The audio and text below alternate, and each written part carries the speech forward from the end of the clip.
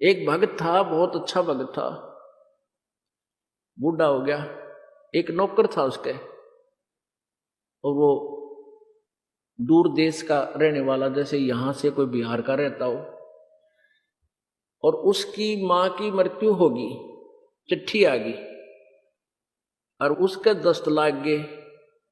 बूढ़ा इतना बीमार था वो भगत संत कि उसका काफी तकलीफ, बीमार सा था ना, उस समय वो ठीक सा था। तो उसने कह दिया कि गुरुजी ऐसे ऐसे मेरी मां की मृत्यु होगी।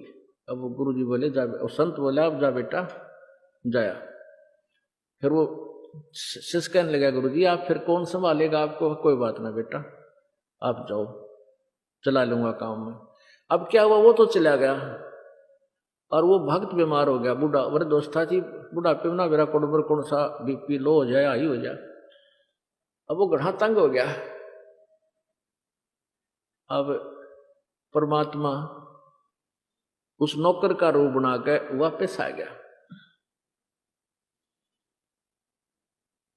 तो वो कहने लगा बेटा तू गया को नहीं? अग जी मेरा प्रेरणा हुई जानू वापस चालू, लेट हो गया अभी तक, कल जाऊंगा सुबह। अरे बाप की ये दशा देख ली, मत ना जाऊं, माँ तो मर ली सो मर ली, मैं तो उसको जीवित नहीं कर सकता। आपका ज्ञान भी सुन रखा है और आप स्वस्थ हो लोगे जब जाऊंगा। 1 महीने तक वो बूढ़ा थोड़ा सा ठीक हुआ, इतना भगवान उस नौकर का रूप बनाकर उसकी टट्टी ठावे, उसके कपड़े धोए, रोटी पोवे और खूब नुआ धुआ के सुहावर नीचे धरती में सोए, जमीन में सो संत के भगत के पास में। 1 महीने के बाद वो बच्चा आ गया, उसके आने से पहले भगवान खिसक गया, अकालिया संभाल लेगा बुढ़े ने।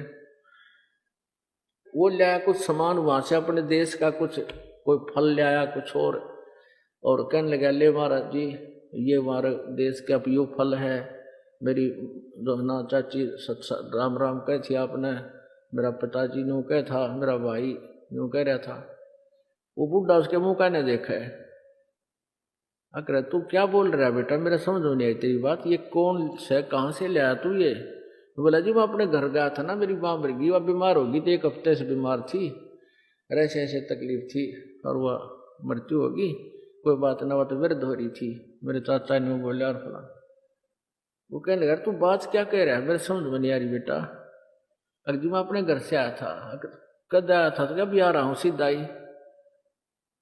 वो कहने लगा ये मेरा काम कौन क्या करता, तू यही तो था? अगर नहीं महाराज जी मैं तो ये आया हूं।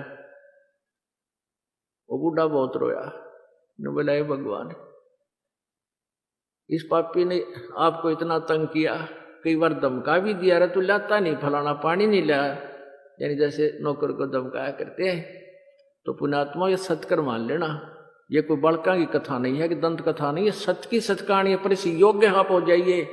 भगवान आपके नौकर कहते हैं जो जन मेरी शरण है ताका हूं मैं दास, दास नौकर को कहते हैं, गुलाम को कहते हैं।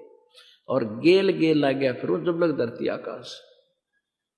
आप योग्य ऐसे बनोगे ज्ञान से और भक्ति से, नम्रता आवेगी, पूरी समर्पण मालिक पर हो जाओगे, फिर देखना किस तरह हाथों पर रखता है मालिक आपको।